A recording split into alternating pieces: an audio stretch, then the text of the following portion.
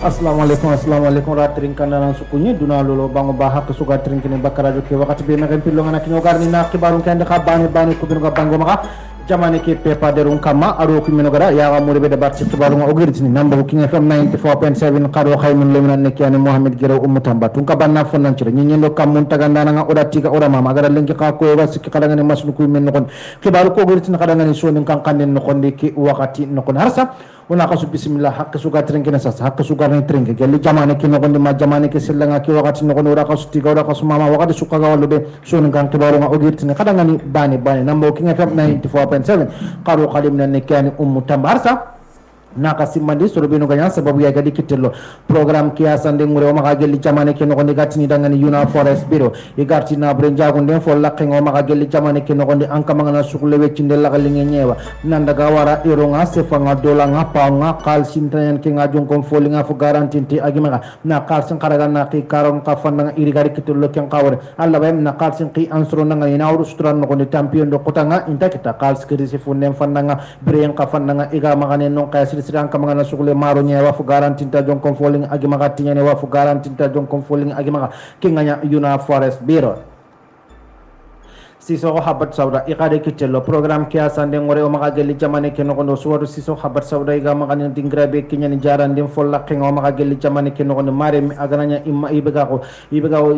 jaran nga anda tampion do kota nyaragam na kita gella fanna nga ke wakati nokon anda la jaran dim fore sisia sudambe murunu amma katu nangi musaba wuru annan kinya siso habat sauda nga kinya siso habat sauda nyang kali ke nga fefe ina kadanga ni minna ya kadanga ni chochistam iro sanset ke ya rempe woni ni me gelanga tibase wa iro nabe ya rempe woni ni me gelanga ti banjune wa iro gamtel ya rempe woni ni me mare mi uru on kinya siso habat sauda imman karanya ni wa ya ga ngatanya ni wa horo segenya ni wa horo ngati be ga ko hata ngata nyana ngawa ma ibe ga hata tuwe nyana nga jinnan sitanu nyana tampini wa korte nyana ampatin nogondi noko ngaten si andam be suwan wuru andan kinya siso habar sauda ya gara nyana ngandal la ka nogondi leon kota kibare nga sakkan kam yego nyana nga mara sem fanna nga anda tampiendo kota kita wuru andan kinya siso ko habatu sauda anga kinya siso habar sauda nyang kali ke nga fefe iwa jamane kedi aru jamane ke selangam kian kagana girno ibega SNS properties kubinu marantenga ka gage nga ka sigindenga bira gage nga bol soke nga o maka gelli Gambia jamane ke no kondi ido announcement nya liki nga gelli promotion fanna nga gelli ijula ko ke fanna nga o maka jamane ke no kondi re mare mi anganya sire anga sukule bira nya gelli jamane ke no kondi alla bay nan takkello ke promotion no kondi anna biran kita 20 by 20 tan segi adu ujunu kragi bane kote mare mi wuru annan kinya SNS properties yade ye ido king fm suway billin bane no ma mare mi arsa iga promotion dabara dingrabe kenya sifo har sa biram tan wi ma khakadi gelli jamane ke no kondi dingram tan no kondi benu gako gelli tanje no kondi bonto kiti ka sakunda ma mare mi oni khiri ku numero nya kenga nyam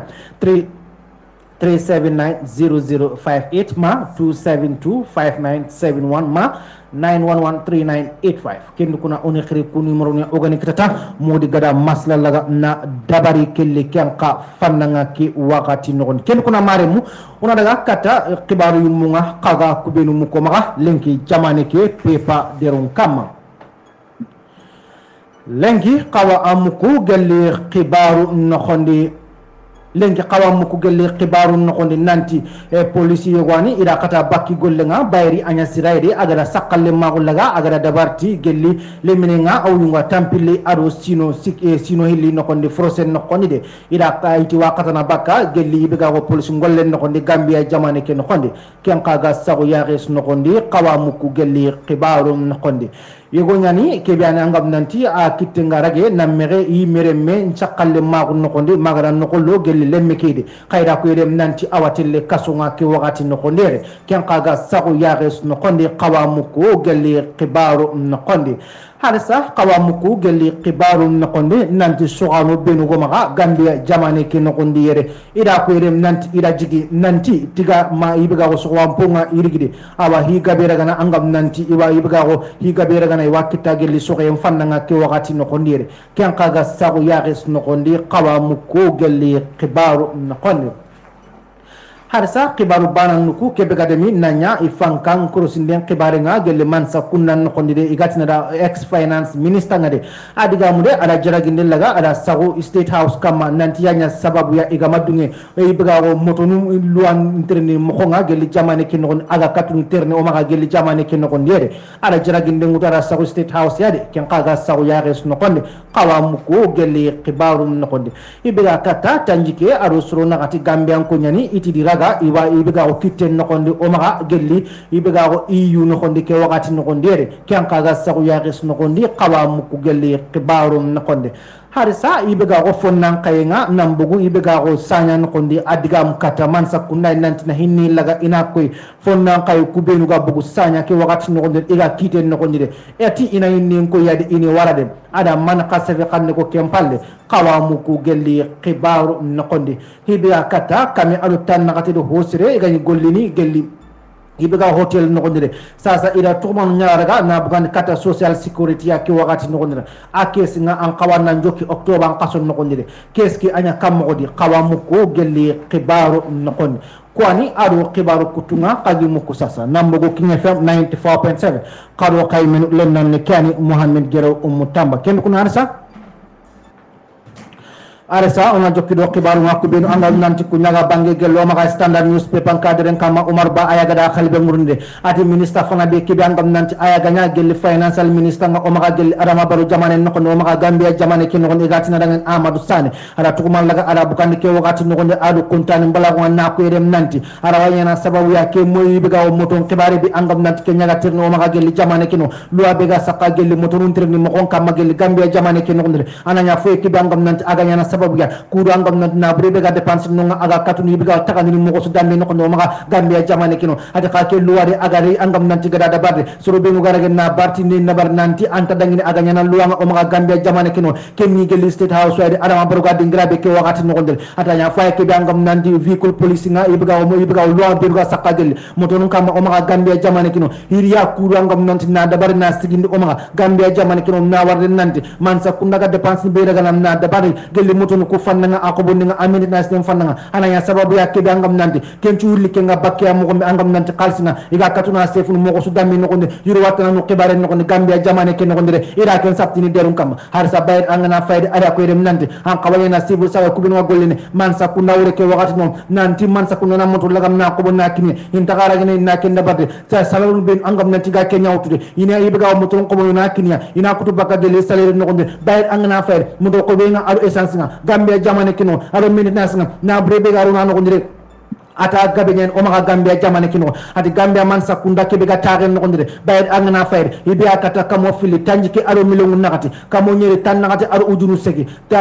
kamo kabi tan nakati aro goro nakati ira kenya na egeda depend o go narti motonu maintenance ni mbale no o maka 2017 ke sine no ndire har sade ari December kan no 2019 ka sine no bayad angana fayr motonu control nga i record no ndire man sakunda enya fay ke bangam nanti iri nan daga sababu na ko bude ibe akata mo kabi tampili ado motonu karagi ira kenya daga angam nanti aga man sakunda onda no konde angana hayaka ibo kame sunno koni 12% kenni project moto nyede yibe ga ko moto banu kubira angam nanti laga ko ta moto ado yibe ga kanan ko ben angam nanti kunyaga moto ke wurne kame no tansigero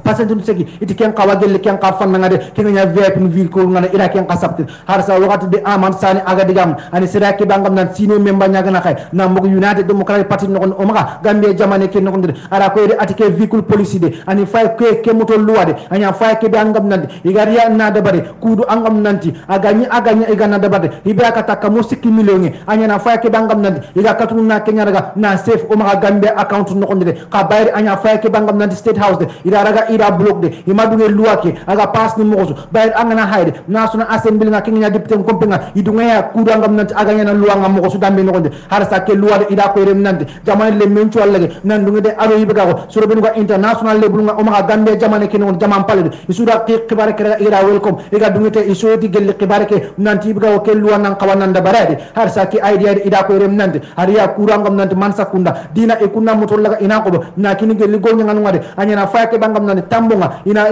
moton ko no kenya no kondir ina moto laga ina kiniyade ka ibega o moto ke ibega o igara ko jadebe ina ko tunu bakka gelli iqasun to ko do nyano ko umma gambia jamane ke non ari maintenance ke baranga bayat angana hay civil service load scheme nga awa ken no gonda umma gelli daga nan liyen ke baranga de har sa ida ko dem nande aga iga kabanan daga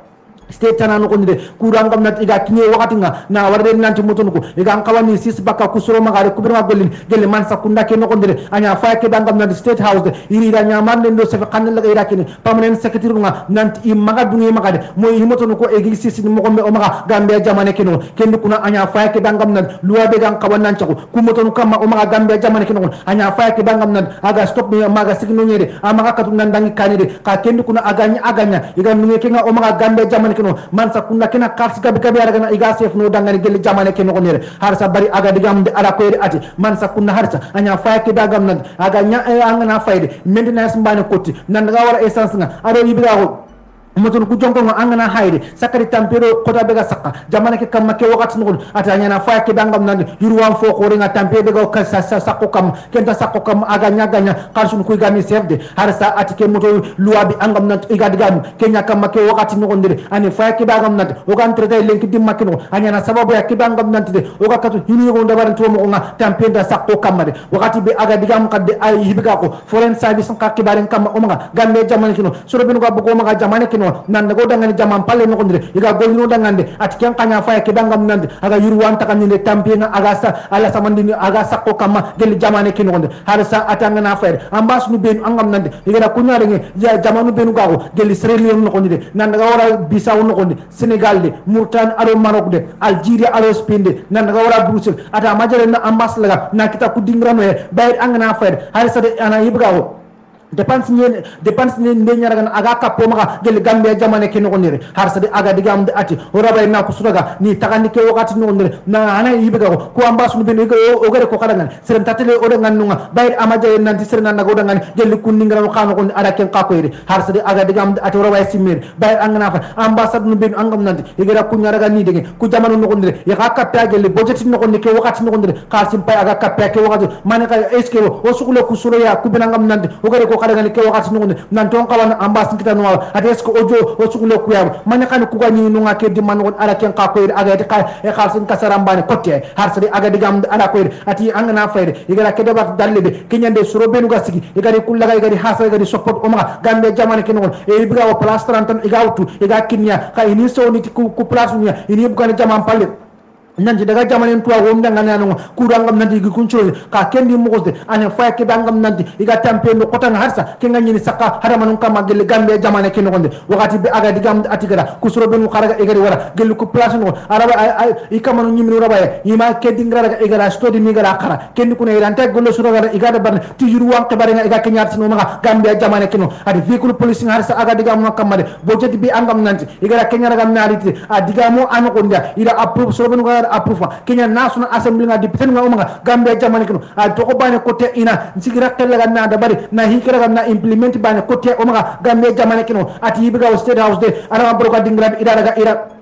akko nemde ati ken no gonde ida kirne laga katike hidi khiride wakati be National Assembly nga iga iraga ni khirde ati da kya ko nanti iki hedide ka ikunnan kawana implement yade ka state house andaraga iga bloqué wakati no ati gelli aganya parliament nga kenya deputy nga iga chigi itanu pilli kamma ni nga nen laga na side isikdo kibare kiya kudo ngam nanti iga tigana mo ko dambe no gonde ke vehicle police aga katunu no gelli kibaru no gonde yin kawari ni nan daga sikata state house ni trini manaka dal kanchik de harsade ke manya luwa e kunga baratere ken no gonde bayr ikunyani gelle follak nga o ma gelle jamane ken gonde hibenu ga hibiga ko cross ni laga na dabati man sakunda dépense ni kibare nga o ma gelle gambia jamane ken yandu ni ta yambalate o ma gelle jamane ken so ata gananya gelle ken mo ndambi kaw ngara kella kagara approve ke wakati no gonde hibiga jokini ikum man sakunda terni mo executive lini kam mo ka bana kanu igati ni hanibe ken ta debande a debar ni kundu bane ko tay no gonde ke be angam nan kaw nga barakede iga ka gundu ngoni ken ngari ara ken sapti har sadi aga digam be ken Amar San ati ken nyimbe angana fayde luwa so ke nyen ogonate na burundenter ni mo nga o ma gambe jamane kino igati ni ken financial act ngadi ara ken kasapti wakati be har sa aga digamde ara ko ati current administration nga ke wakati no man sakunda terne mo nga o maga gel jamane ke no i succeed yade ida Canada ke laga ida kita o gonna tapla on no o maga gambe jamane ke no ndire ka dina nasro laga ni tanga o maga gambe jamane ke no ati har sa aga digamde ara ko ati aga nanya system nganta dingra su no ndire ati awa potono o maga Canada ke nga onara ona kita gel ke jamane no ndire ala ken kasapti so wakati be aga digamde ati blaming aro jaragindinga ina utuna sako state house wa kam make wakati no igara o felide ne kebe angam na tampe no kota be ga sakko kam make wakati no ndire ara ken kasapti derun kam ati da jiga ke wakati no nanti iide nan nga wara Africa Funds Development Bank ke no nanti de keken ni fa ke bangam nan support ni nga intara kan ega kita na berga baka kunga ke wakati no ndire agar ni kata budget ke no ke wakati no har sa Mr Sane de aga digamde atura jiga nanti president ke bi angam nanti ke bi ga taare no ndire ora jiga nanti hibe ga laydu kanunga ani timmandi niya ke wakati no ndire bay laydu kanunga araga ada timmandi kenganya bangiru muslim elas nga ikana ko nga wakati be ega daga nani o maga gel sun kason challe no ko kunyi ngade ara ke sapti na ko nanti iman sakunda ngade ibega o vehicle police nga ina timmandina atara ke leru daga ada timmande har sa standard de ke wakati no ndire itida contact ni laga nada barti state house ya srebe manantinga gel ibega ke bar sanken fo lakkinga ami boja siso nandaga wara government spokesperson nga Ibrahima Sankare kudangam nan iga katunu jabinden kita bakki maga mo sudambe kayra ka sapti nanti irante jabinde daga na iga kita gel kibare ke kamma ke wakati no ndire ima katu kita gel kibe ibega o jabinde no kondi ira ken sapti o maga jamane ke pepa deron kamma ibega moto kibare bi angam nanti kenya ga terno maga Gambia jamani ke non harsa ona jokkido ke ndingira banan ne kay ke wakati no ndire kata ibega o ker fatu ya ke dimman kon harsa ida qalbi laga ida wurndi gelli ke gafanna kinga Karimatu Jallow ayanda qalbi laga agada wurndi gelli ke gafanna adi suro be nta kon tenga o maga ibo tawn ke wakati no ida kirna na wakati kata man sakunda ngam nanti likati akuda ngam nanti kunta ko dingrak ibo tawn ida katunu juru waliti no ngam ko sudambe no ko o maga Gambia jamane ke no ndir ida ken kasat ida ko dem nanti adalla ibga ko to sinan konti gabe ne ke wakati no ibada imari angam nanti gadi kundema aganya tampendo kota aga sakki kama gelli ibo tawn no ko ndir ibo tawn dungo bay iga ko no de ida ko nanti nunga dingram mekante nyen adoga jinga sakalo dingram cuya ke wakatu lomlam butununga kubina ngam nanti iganda huretu ibegawot ji mekante ega aga golle be sababu ni soro ngade anya fay ke bangam nan atampendo akota nga sakke kun kam make wakati no anna lomunu ngalla ega ibga wuru kata jinu no niga sangana jinu no intatu ibga o jinga aga masu be daga aga so a kos mu gel no ngake wakati no ndire ira ken kasap ken kuna ken dingra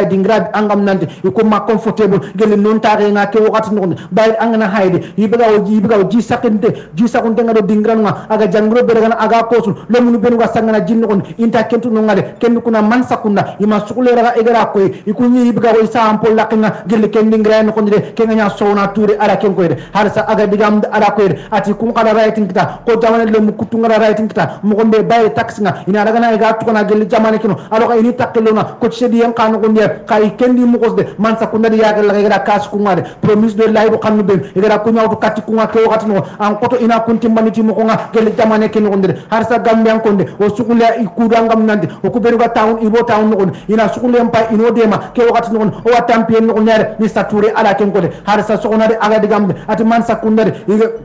igana sukule de man nga iguba baki kumade iwurnu katti kungal ka kenni mosde o ko taunu ala ara ben ondire kenni dingra mekante nyere o ma comfortable no ngake wakati no ondire kenni kuna ibga o sample lakinga an kaba nyana man sakunda sukule nyere o maga gel gambia jamane kino ati aganya o ganya gel election wakati nyana ondire ati kum politician lini katti kungade igine ne lingondire ega ibga o diga kanu churaga na ega ko ni dangan igi promise ni abada igana ibga ko chirlaga igana sirdangan ina mungudi kungade ara ken sapti derun kendu kuna atide o gara ke beraga na jigi bakka kamanga de bayre kala jigi nanto ona ko cenci de kala ora ko cenci de kala ngan kala ku place ko robe no o ko nya sababu ya kaga nunga kendu kuna o gara ke be jigi bakka kama kan na kellaga na timmandi ci mo ngaje li jamane kino har sa de aga digam de ati kagar ni angam nan kaga na sukuli kunga kagar ni katti kunga kaga na kebe ibiga kaga sukuli kebe kaga na kita kana uru bakke kunga de kan tari kumpayende ati kenni fay ke bangam nanti ibiga si mesre de kenga sadio kara ken saptin har sa de wakati bi aga digam be surobe angam nanti kunya ga gelli ibo taw no iti kunga hali ala be no gel ibo taw ke ji sakke bi angam nanti kenya la sakado gel li kunningra kede ati ana jangro la samante nya kosu ana jangro kasarante nya daga aga kos ni kunga gel no ngade ken kuna kan politician de kan kawanya na faya ke bangam nan o saham pol la kinga an kawanya na kan minyer ken kuna agananya kaku kunga ma solution mundu gel ke kibare kaga ma sarero ke kibare ya oga tampedo kota be no kondire jinya na sakado o kudingra kede ati ken kuna o kan sura oga taksintu kana ati ken kuna kaku lemone khabane khairi ara kentin ni nabal harsa ati be akata sino tamiro karago wakati su oku gana karu kata man sakunde nanto onini ila samante nyano ko gelle o ta ko dingrake abada imari igalo ko de mare gelle jamane ko est ce que moko e jamane le munyaba ara kan sabtin derun kam ken kuna ati abada amakite sine sugare angam nad o kama ko celega nasde mista gay agara kengo ibrahima diallo agara digamde hani sirake bangam nan aga taunte ngo umma gel ibo tawnade wakati bi aga digamde ati ibo tawnde sinan konti gabe aga tawn ke ibo tawn no de ati khabari angana dingrage yuruwa abada amari no angam nanti agara timman sakuna kitten no de o ku keji sakke be angam nanti kenya gano o ga tampe be no o ku min wakken to de ara ken sabar ken kuna ari kan ngara kata man sakuna nanti demande nga alo yuruwa nga ina kataritin o maga gelli ibega o gelli ibega o ibo tawn no ndire akara ken sabtindi o maga jamane pepa derun kamma ibo tawn ko harisa iro qalu ngamia kata man sakuna ke dimma no harsa on daga kata good morning ya Mr. President ya ke wakati no kondiere kenya ibega o editor nga ega sande lagana na ken dabari nambo point newspaper an cadre kam iti good morning wakati be ega diga mun kamu be ga kunya lagana egi hankal o maga jaba no ado kudita be go maga gel africa no ken ime tananga ega diga mun gel ken fanna ngade Mr. President ega diga mun katanga de ira ko dem nanti kamu be angam nande suronga ta on dingran be no yuru wanyeni angam nanti gra kenya sigindi lagana dabari o maga gambia jamane ken mi ga katun ta ken no na brigade kenyallo gel ku kanu khayru wande kebare no o maga gambe jamane kino ken kuna ani fay ke dangam nan likenye asuka man nanni ka siren no gondi dingra ben angam nande angam ni tenku en no gondi mo su damme no gondi ora famu nante biranu ben angam nande kirno nya kata ku ma ke wakati no gondi asuna biral laga nakita ala kappe yuru wan no gondi alo daga kanen no gondi gambere mentuna rage ni takelo gel ke yuru wan nan no gondi o maga gambe jamane kino ka department bi angam nante kenya fiscal plan no gondi amada lade iri kadi nanti wa hanke ndabanti wandi kanu nga omaga sakati kubenu gadi jaba no kondi ke dimma no kondi Mr. President ari wakati bi angam nandi ke kankore gariyeri angam nanti ngami nga kite omaga gambe jamane kino anya sababu ya angam nanti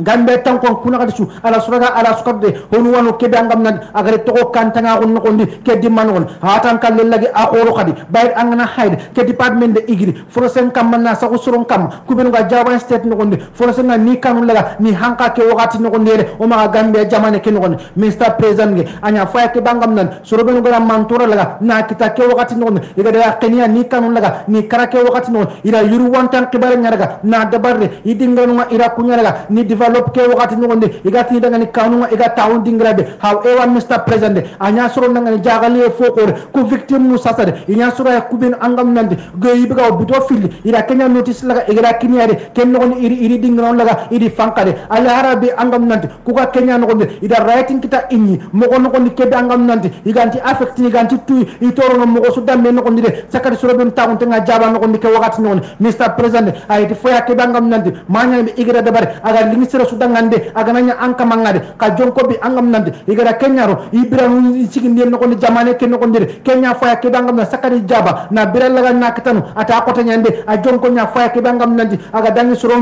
pakale no kondi ke wakati no kondi ken kuna suro ben angam nande tampendo kotanga aga sakke kama igra kanun kita na bru qorenga ira kunya ngam na dépense na dingra kerega na yuru wandide nanti serelina batti banen no anna non laga anna gruja kundu arabay na sababu yimme kura tambo nyawt na ke karaga na develop mo ko su dambe no ndire o ma geli jamane kino ke ganya na kam mo khabane kanu ngondi iga non pankana kundu ken kuna bayir angana fa yuru wanga anya fa ke bangam nanti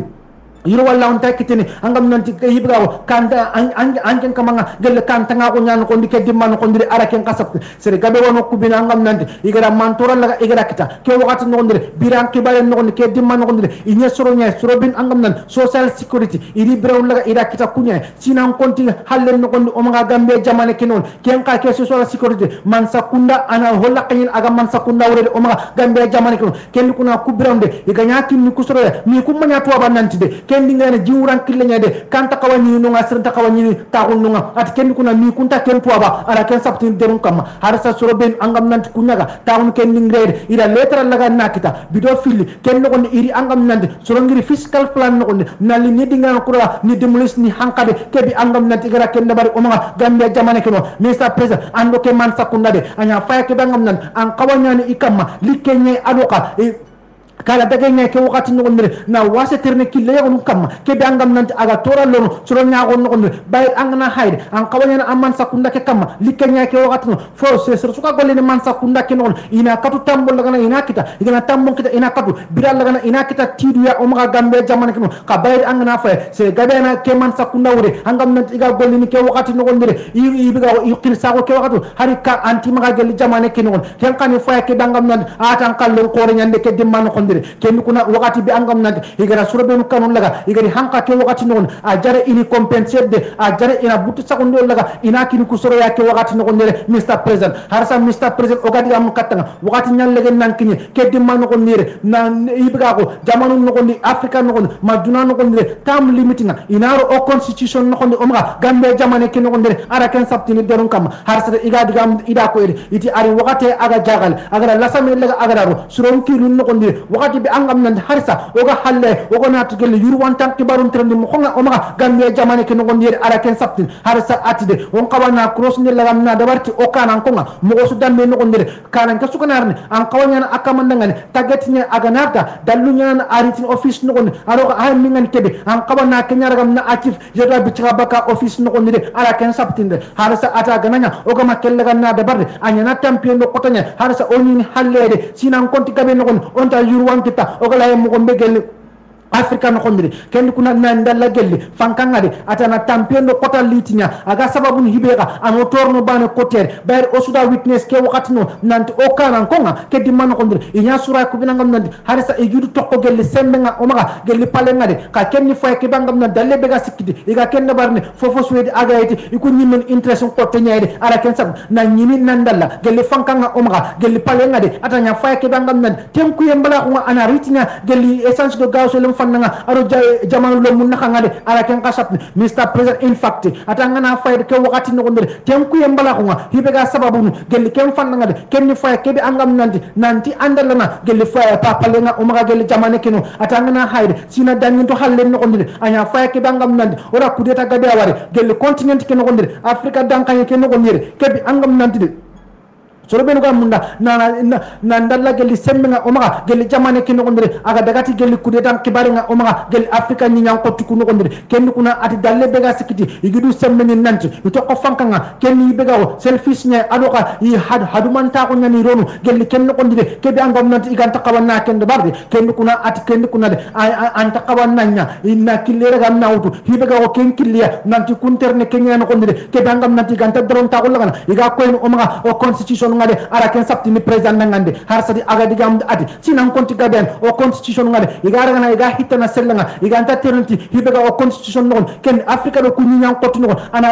aga ibe sababu kenya ni hibega tenku yambula nga o duru men hangade kebega anta kaba nanda barde har sakade iga digam de kata kanan ko ngade ira sapti nante on kaba nyana sura ona kala baka daron ta ko naraga na ko ibega o constitution nga aga kebe ko ona tertikenga mo go sren non ata gananya o gama kellaga na dabar on til derna atanya na faya ke bangam nan Africa ni nyonu kude inyana faya ke bangam nan iga tokko surom palle o na tigele yuru wan kibare ngade ara ken kasab president wa atayati family ibga kaguma wa gelli kanu no ndire at hani de ado kenta banade nanti akamanta gilino mangana karab at hani de kempede de yanka a wakati ngana kini seletana kalli ani wakati laga ananda barde kenyande final ngam Mr President o ga de kon nan kenyande tongundande hayinde nan kabonna lage nan dabarde angada gelli ibega o salary increase me be raga na dabar o ma gelli gambe jamane ken gondre ibe akata 30% kendi mugosde ora welcome de hisre nyande ka harisa kan kawata kuno kana hayde bayr angna hayde amman sakunna ngade igara kebere gam na dabar ke wakati non ibega o ke total salary increase men kebere hin kawali ne tauna kadina hay sir ora wise de bayr angna fa suroben wa grade 6 na kata grade 1 wade kunga harisa de inta salary kitta ke dangam nan agara ya fakade ke wakati no ken kuna angana tukaro num pay ke dimman no konde hari sa ikunni sura sura bin angam nante iga jokkina na qalsi buccina raga o maga gel gollen no konde Mr President angana fay ke wakati no konde sura ben angam nante kunya ken ningira no konde ama sembera agara kini kunga ken kuna sura bin ko kam no konde ara ibaga ko semmen kini kunya ke wakati no konde ke dangam nante iga jonko ko langa iga kitta ke dimmano at kemma sen swame ki Mr President ken kuna na ko nangal nanti ibaga jamane ke ga be mo ko pay raga aga ko to bane kote kota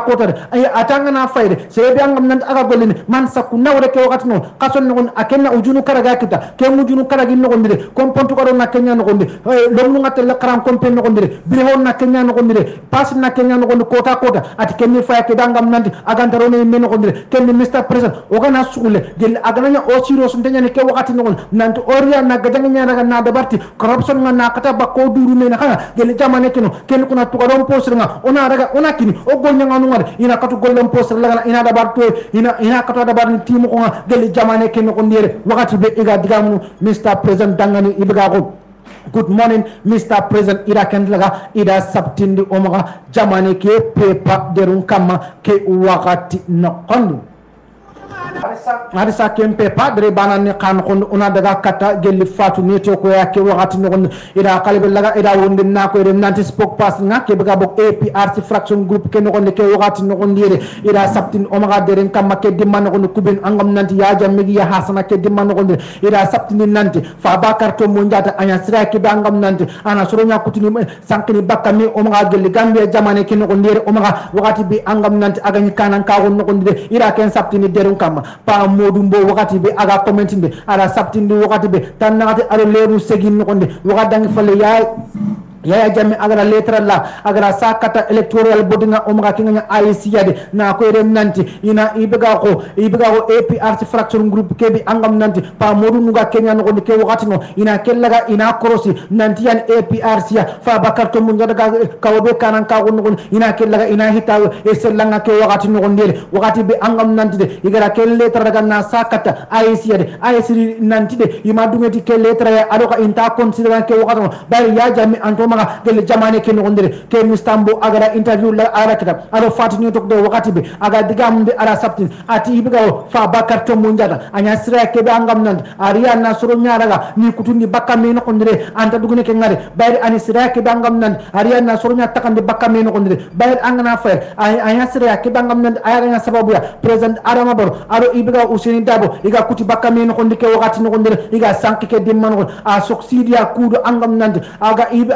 succeed kadi ada barondo yuri piraga adi kuti bakame kadi ke wakati no ndire ken kuna anya sere kebi angam nanti sere manyante nyani kanan kenyani kebi angam nanti aga soronya lato ni bakame aga soronya kutundi ni bakame no ndire wakati be aga digam Mustambo ara ken koyre Mustambo harisa aga digam ara koyre adi final nga angana hay adunya ke wakati no akitake wakati nokondere wakati baganye kebe murnu ala kitake wakati non miga yanyana speaker na ke wakati non oma national assembly nokondire wakati be agadi kuta soron kutu kutunude harsa anya faya ke bangam nande hangana haya kadi dizemban kason nokondire e coach shedi ngani du dangan oma gambia jamane keno sukuta nokondire anya way president Adama Barrow ay meri na sabtinde laga na dabarde na koyde nanti fa bakato mundada ade meri katia office nokon na koyde nanti agananya ike gama lato baka UDP piade ido ikulante golinde yibaga ko president Adama Barrow menda kellaga agara sabtino maga sukuda meeting no ndire ara ke emphasize de harasa aga digam ara ko ati angana fayde APR's executive nga ke wakati no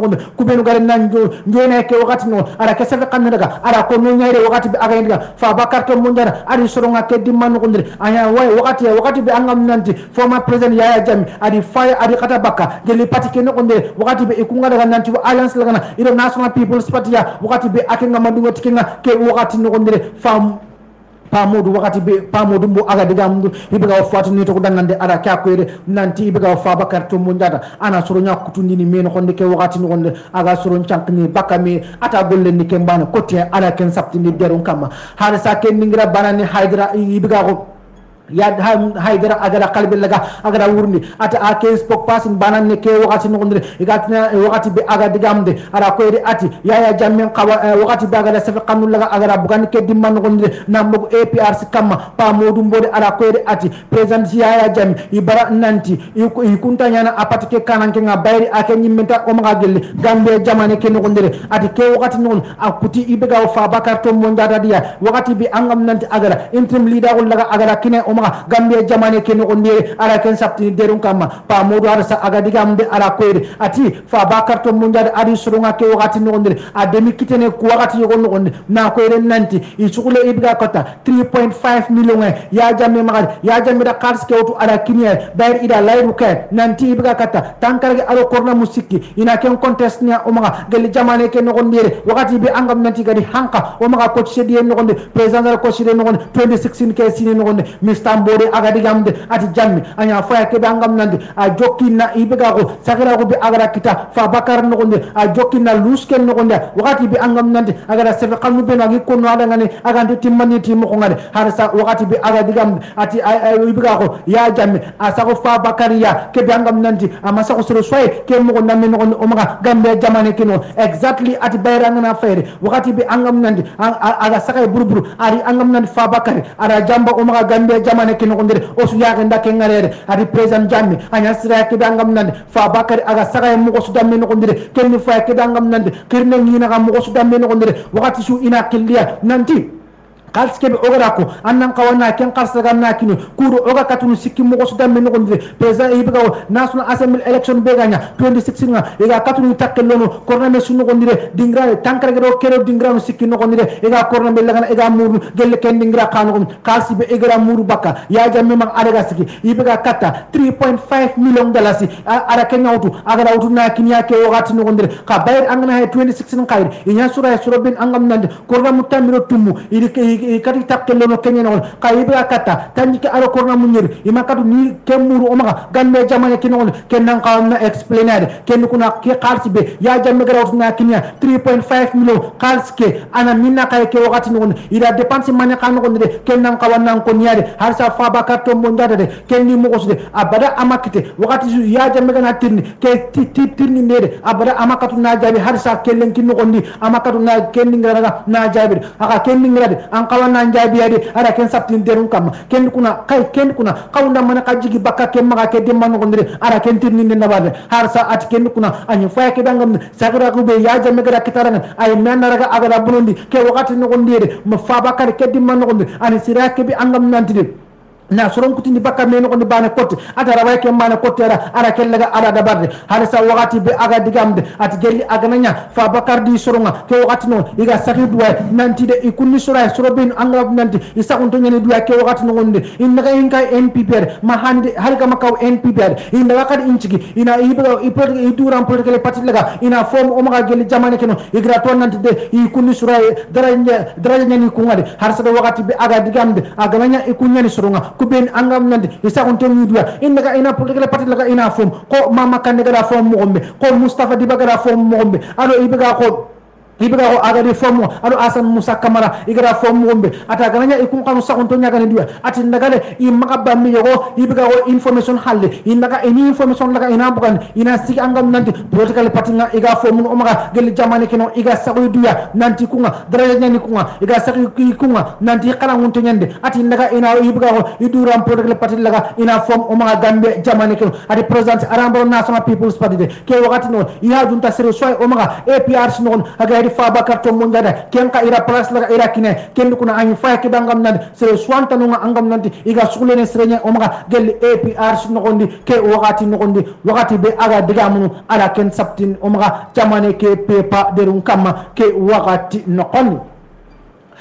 harisa ona daga kata gelli police magazine ya ke wakati no gondire police no ngakubenu manante ngatangan men fol lakinga aro jajamane lo munkiti fonun tangande ke bara nga o maga gande jamane ke no gondire safi kande nga ira daga ira bugande iti sajin officer yo gwani kebi angam nanti igara tukuma ke wakati no gonde nanti akitel lage nan mege yaga nego sakalle ma gon no gonde frosen no gonde awunga tampile aro sino fili no gonde o maga gambe jamane ke no gonde ke safi kanne ira daga na bugande na mbogo office of the inspector general of police nga police nun chu kam dun kenga o maga Gambia jamane ke non iti iwamunda na jamane le mun chu tuwa la no konde ke wakati no igol nyanga nanga igati ni kenanga ne Sajin Mahmoudou ke 2163 Sadio o maga gel Gambia jamane ke ida raga na arrest na charges laga na saka kama ke nganya ibiga ko sakal ma kon charges ngade ke wakati no ina tuwa igade ngene I headquarters no kon iga katana baka police ngol len chuwa no konde o maga Gambia jamane ke Sajin de iti wakati be agi guard post nga magi gol nya ningranga ke wakati no konde a bugunwa angam nanti agada ka Senegambia dingra be ga mongo pake dingra ngade dingra bi angam nanti de aro ibga ko ya ambanu nga wareme igi patin kibare nga gelin no ngade maganya na sababu ya ke sakalle ma agada daga na dabati ya nga forosen no nga gelin no ngade ken kuna ida ko de nanti anya sira bi angam nanti ya kan nga no kebe guyunga tampile alo sinofil ara daga ala sakalle ma forosen no ngade maganya na sababu ya police ni intervention unity be ga no nga kube nga golini gelli ken nan kangen no ngade mi ga arrest ni ke dimman ko ndire ke bi angam nanti igra utuna de ibra o Senegambia police station no ko ke dimman no ken ningra nigra charges la ga saka kam aro ka ida diten no ngade ida saptini derun kam ida ko ren nanti victim ke wakati no gondire agara kiber gam na sakal ma forosen no gonde yagan ne kede ida utira dange jarandi kan no gonde wakati be igara wister la kiskisin la na dabarde igara checkide ira saptini nanti tongne asabtin tenyen ida ara kiragam na sakal ma gele forosen no gonde hala sa police no ngale ikay ibiga ikaran kenga aga digam de ati ke mo gondambe amanlingi dangande ado ka ida raga ida kondam ida kata nanti ani manya be iganta dungene abata umga gele gambe jamane kino ken kuna iwa jamane le min tutwa ko lona no gonde nanti aga nyam ko su damme no gonde kebe gara ke golli meganta daga aga dabar ina kiti minade ilwa ngara fofo su daga na atren iwa batuna kamma kudu angam nanti iga kebe angam nanti ame ganta kay lina mo ko su damme no ka ken ni mo ko ida ko de nanti ikunga harsade ikun cikki bibiga ko isikra ke bana ne kanu na wa ben nanti ibiga jamane ken no gonde na jamane ndam la ni tanga ni kitu fe la ni tamba ni tanga bayr kenyen I hamninga umaga gamme jamane ke no ndire ira ken saptin umaga jamane pepa derun kam ke wakati no konde soro ibiga ko police nga agari golle laga na wara nan daga ibiga ko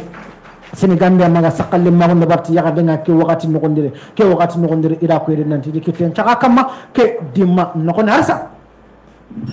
ona daga kata gelli ibiga ko foria newspaper ka denen kamma ke wakati no lamin fati ayanda kalbe laga agara wurni gelli no ngane ara ko iri ati sokanu benu angam nanti kunnaga o pare baro jem no konde ke wakati no konde ira jikke laga ida ko ke sine no konde nanti wa hokita gelli sokoy no konde sir hari agananya igama angre laga na kita iga sankini gelli ibiga ko soko wamponu ma ke dimma no konde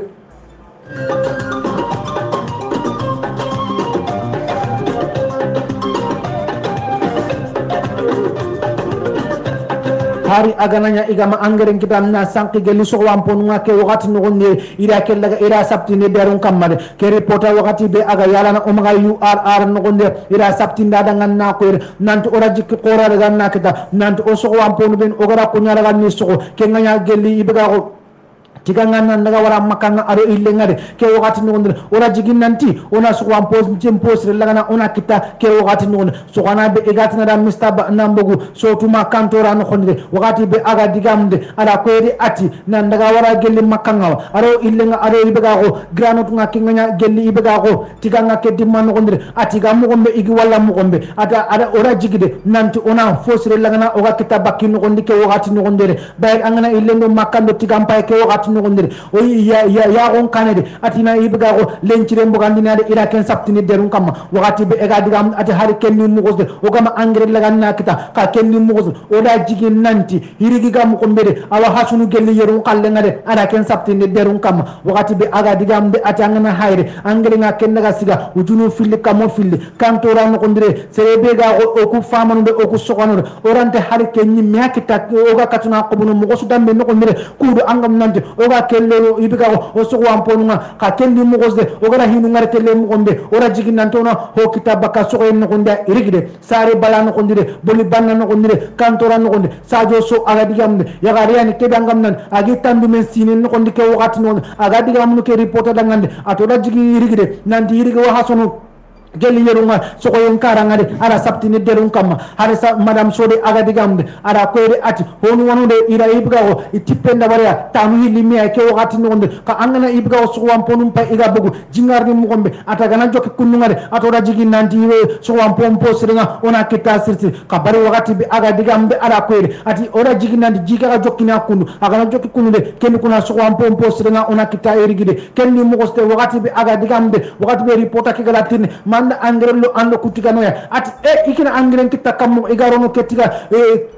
kutigano ya bayar angana fayde ani fayake bangam nande kota iga simmine iga kebe ganade na ujunu liro gel angren no gonde atina ken kita minna ka bane khano gondire ara ati kella samen qore nyande ken kuna harsade aga digamde ara koyde ati hinu ngana to telle kundere bayar ang iramugu surongan na koyde nanti ke wakati nonde angren ajon kom polinga ana senegal en nan koto maga gel gambia ke wakati no gonde wakati bi angam nande chammoy de ben khano gonde tumanna district no ma binta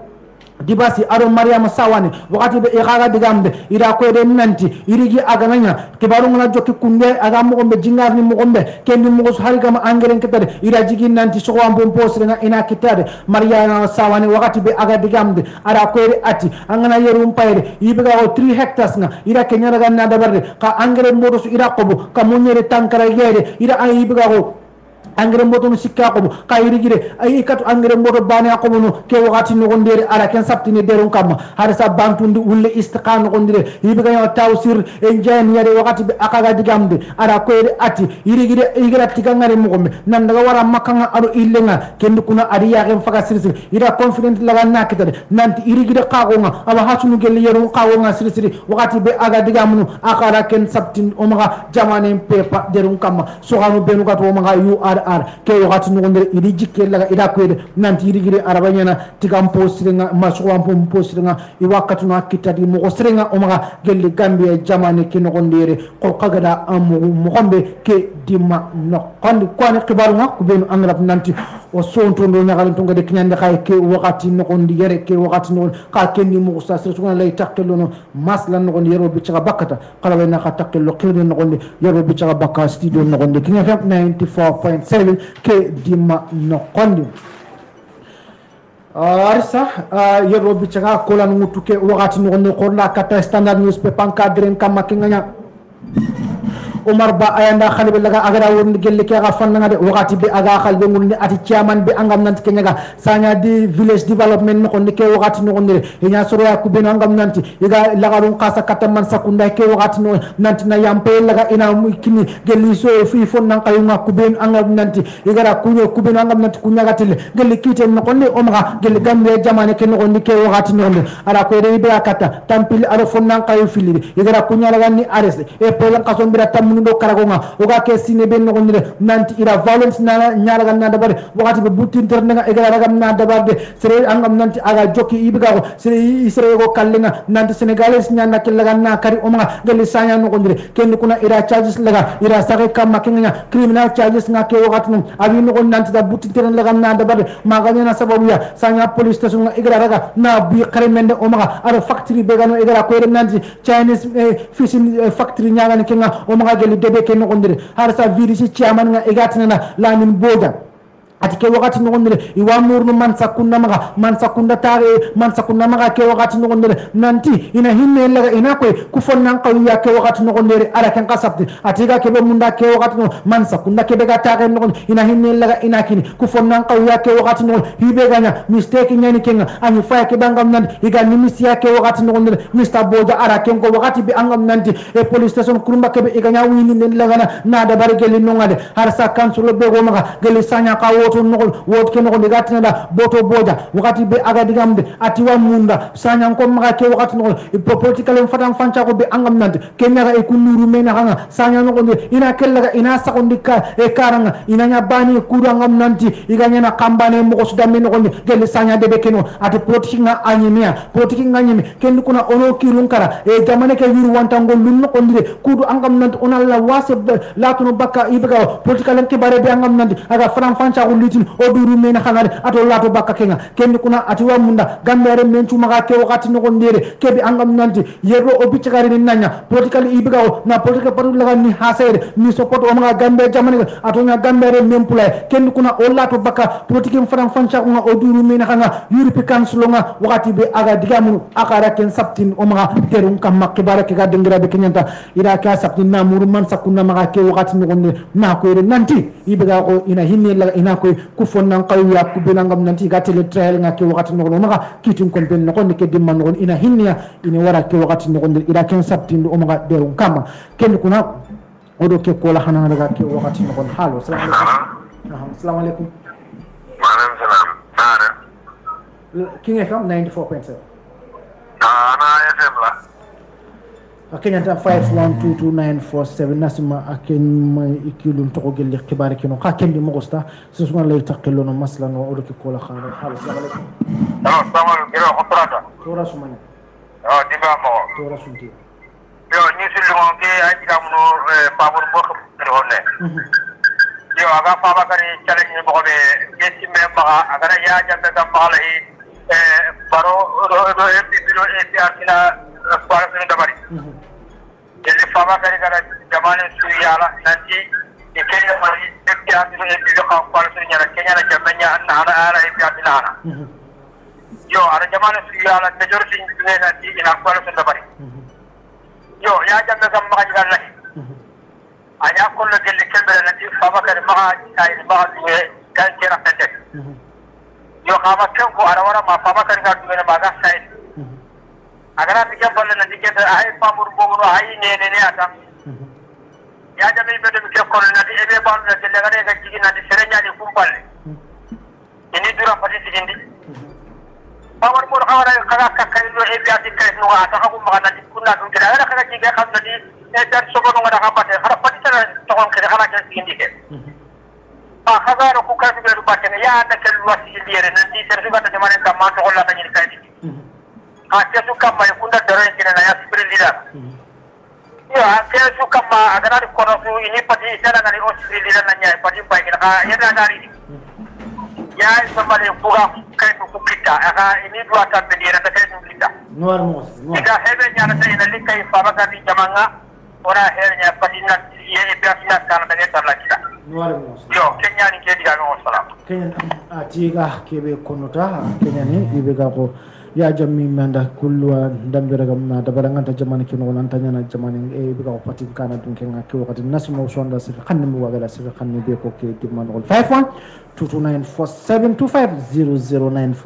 512294720947900947 am to dolo no ko geli studio ke okay kenyan ta akul ngana kana yam po maka ke wakati no gondere wakati mpa ga nyime alaga na kumbana ko mogare na khibarun ken kha bani kiti man ko kenanya ibega ko di alat nan tu namba ko studio no ko ron ta ko la tan bye bye makumba The best radio station in the world.